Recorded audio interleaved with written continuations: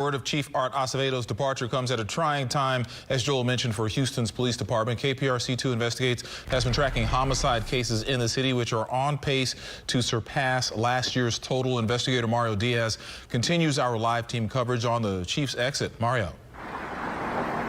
Homicides, homicides, homicides. They have overwhelmed the city for well over 1 year now.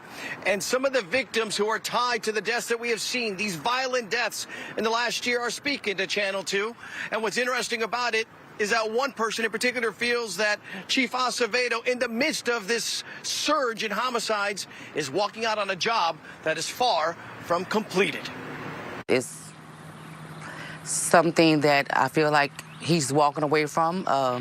With all the things that's going on in Houston at this time, I don't feel like it was appropriate to just walk away. Art Acevedo is fleeing H-Town, with the H that usually stands for Houston beginning to reflect the deadly, out-of-control problem the city cannot seem to solve under his watch: homicides. He may be trying to get out of town while he can, so that what's happening with the homicides does not stick to him as he's leaving.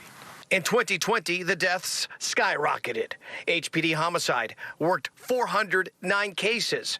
Sources tell us we are 52% higher in 2021, with a total of 93. The only thing I ask is, while you are here, that you do an exceptional job, and he has done just that. As homicides surge, Mayor Sylvester Turner only had praise this morning, even stating the department is in better shape than prior to Acevedo's arrival. I totally disagree with that. Lakeisha Everett isn't buying any of it.